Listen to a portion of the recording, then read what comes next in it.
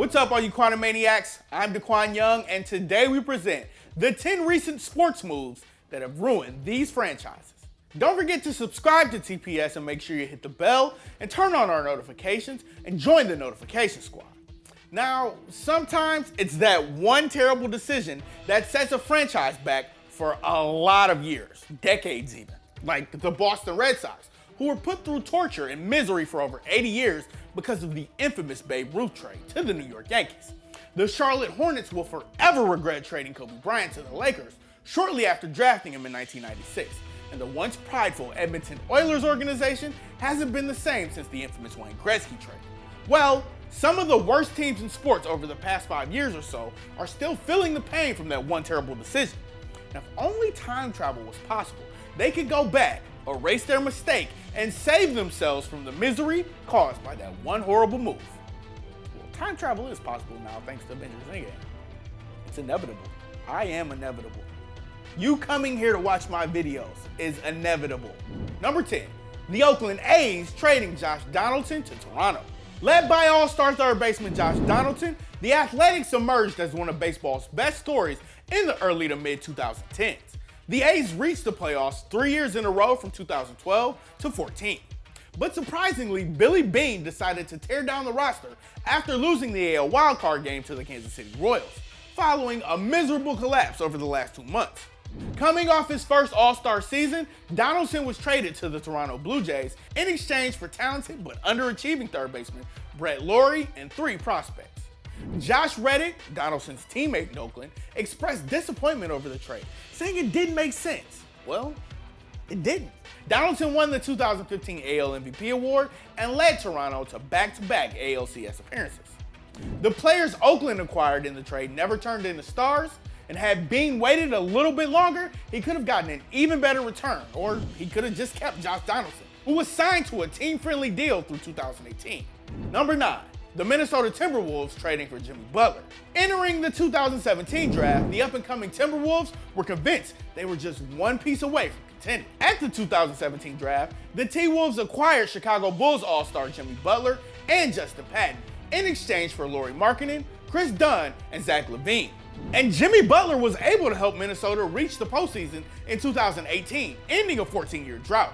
But before the 2018 and 19 campaign, he requested a trade, having clashed with players and management. The T-Wolves sent him and Patton to the Philadelphia 76ers, receiving Robert Covington, Dario Saric, Jared Bayless, and a second-round pick in return. Both Markkanen and LaVine are budding stars in Chicago, with each putting up around 20 points per game.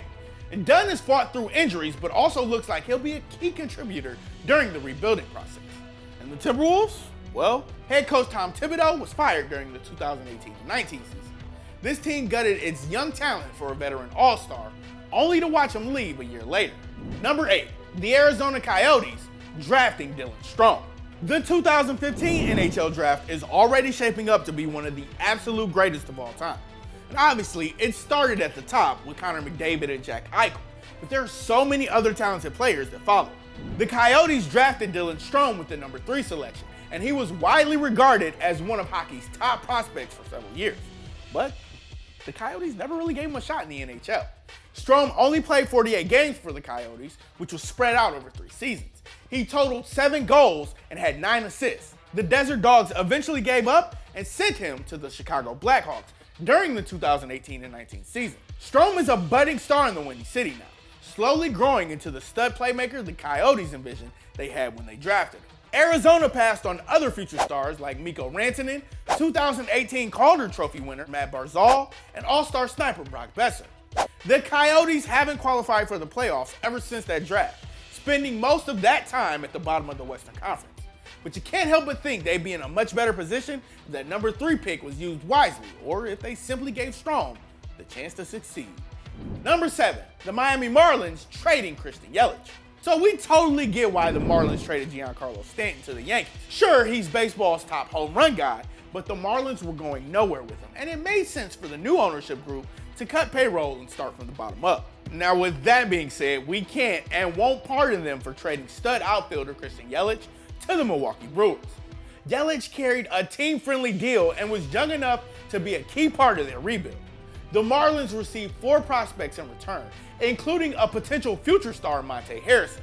But it's hard to see any of those players producing like YELICH, who hit 36 homers, 110 RBIs, and batted .326 in his first season with the Brewers, earning NL MVP honors in the process. And the Brewers fell just 1 game short of reaching the 2018 World Series. Yes, the Marlins were still bad when they traded YELICH, but how are they supposed to take any steps forward? You build around guys like YELICH, not trade them for the sake of saving pennies. Without a doubt, this deal will be setting Miami back for many years to come. Number 6, the Cleveland Browns botching their 2014 first round selections. The 2014 NFL draft was one of the best in recent memory. That also means it was another time where the Cleveland Browns struck out and failed to find new franchise stars to build around. They had 2 first round picks in 2014, obtaining 1 from the Indianapolis Colts in the Trent Richardson trade. The Browns selected Justin Gilbert with the number 8 selection. He was out of town after 2 years. The Browns then took Johnny Manziel with the 22nd pick, and we all know how that went. He was released by the Browns 2 years later. The 9 selections after Gilbert all became Pro Bowlers. This included the game's 2 best pass rushers in Khalil Mack and Aaron Donald. And superstars Odell Beckham Jr., Zach Martin, and C.J. Mosley were also in this draft. Better quarterbacks like Derek Carr and Teddy Bridgewater went after Johnny Football. Guys like Devontae Adams and DeMarcus Lawrence were there for the taking too. Now sure, the Browns have since built a nice core around Baker Mayfield, Denzel Ward, and Myles Garrett, but imagine if they had a Mack or Donald to complement their young defense. It's a scary sight right there. Number 5, the Edmonton Oilers trading Taylor Hall to New Jersey. In a way, it made sense for then Oilers GM Peter Chiarelli to trade away one of his premier forwards. He already had Connor McDavid, Ryan Nugent-Hopkins, Leon Draisaitl, Jordan Eberle, and he just drafted Jesse Puljujarvi. So in the 2016 offseason, he sent sniper Taylor Hall to the New Jersey Devils in exchange for defenseman Adam Larson. Hall, a 4-time 20-goal scorer in Edmonton, never quite reached superstar status, but he was more than serviceable. Larson had a good first year in Edmonton and helped them make the playoffs in 2017, but he's been very sloppy ever since, and the Oilers have become a train wreck once again. As for Hall, he scored 93 points in 2017 and 18 to win the Hart Trophy as league MVP after guiding New Jersey to the postseason. The Oilers have fallen apart mainly because McDavid hasn't had the right scoring winger, but boy oh boy, would he, Draisaitl, and Hall look great on a line together. Number 4, the San Francisco 49ers firing Jim Harbaugh. The 49ers made a gutsy call to hire Stanford head coach Jim Harbaugh for the 2011 season, and it did wonders. San Francisco, a consistent loser in the 2000s, emerged as an NFC powerhouse under Harbaugh. They went 13-3 in his first year as head coach and reached the NFC Championship game. A year later, the 49ers made it to Super Bowl 47, narrowly losing to the Baltimore Ravens. And in 2013, San Fran went 12-4 and just barely fell to the Seattle Seahawks in the NFC Championship game. During the 2014 season, it was reported that Harbaugh lost the 49ers locker room and that he was clashing in a power struggle with the front office and the York family ownership group. That led to all these unnecessary distractions, and the 49ers finished 8-8. Harbaugh was forced out of town and became head coach at Michigan. As for the 49ers, they went from NFC heavyweight to the NFC West basement. They've now endured 4 straight losing seasons. Though the future is promising now with Kyle Shanahan coaching the likes of Jimmy Garoppolo and George Kittle, you can't help but think they could have won a Super Bowl or 2 had Harbaugh stayed on board. Number 3, the Brooklyn Nets, that awful trade with the Celtics. The Boston Celtics championship window had closed, and they wisely decided it was time to rebuild. Luckily, the Brooklyn Nets were willing to help out their Atlantic Division rivals. In the 2013 offseason, the Nets acquired past their prime stars Kevin Garnett, Jason Terry, and Paul Pierce for a bundle of first-round picks and 5 other players, including Gerald Wallace. I bet you they wish they had a mulligan on that one. The Nets made the postseason in 2014, but they were dispatched by the Miami Heat in the second round. Pierce left in the offseason, and Garnett would be traded to the Minnesota Timberwolves during the 2014 and 15 campaign. And the Celtics rebuild didn't take very long. Boston drafted Jaylen Brown with the number 3 selection in the 2016 draft. A year later, the Nets, aka the Celtics, won the draft lottery. Boston traded down and nabbed Jason Tatum with the number 3 selection. He too is a budding superstar and looks to be the best player of his draft class. The good news is, the Nets have a bit of a bright future ahead of them thanks to D'Angelo Russell and Karis LeVert. Turns out mortgaging your future for fading stars who might only get you one playoff series win at best isn't such a good idea. Number 2, the Washington Redskins, the RG3 trade. The 2012 NFL draft was highlighted by 2 can't-miss quarterback prospects, Andrew Luck and RG3. The Colts, unsurprisingly, took Luck with the top pick. The Rams had the number 2 selection, but they already had Sam Bradford and had no need for RG3. The Washington Redskins needed a quarterback, so they surrendered their 2012, 13, and 14 first-round picks, along with a 2012 second-rounder to move up into the number 2 spot. Washington selected RG3, who led them to an NFC East Division title in his first season. Griffin was also named Offensive Rookie of the Year, but unfortunately, his career was derailed by knee injuries.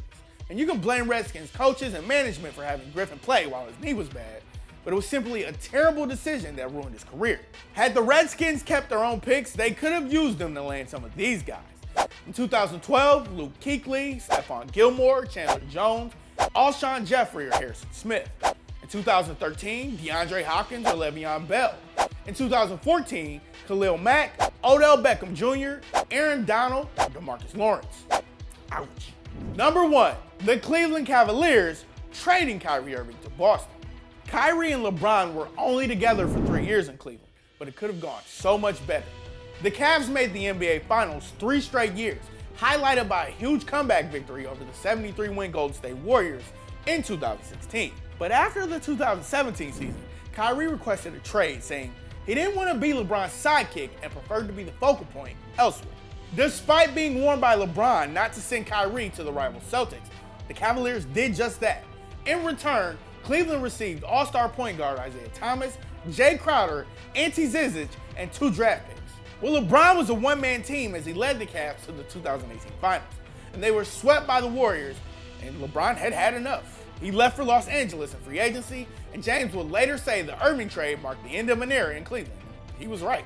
Had the Cavs simply kept Kyrie or received a better return, LeBron probably stays and continues to take this Cavaliers team back to the Finals. But they destroyed their own franchise by trading Irving against LeBron's wishes, which led to the greatest athlete in Cleveland sports history leaving for a second time. What other recent sports moves ruined the franchise? Join us in the comment section below. If you like this video and learned a thing or two, clicking the like button helps us out a ton. We truly appreciate it. If this is your first time coming around to TPS though, subscribing is a great idea because we put out videos like this every single day. But as always, thanks for watching, and we'll see you guys next time.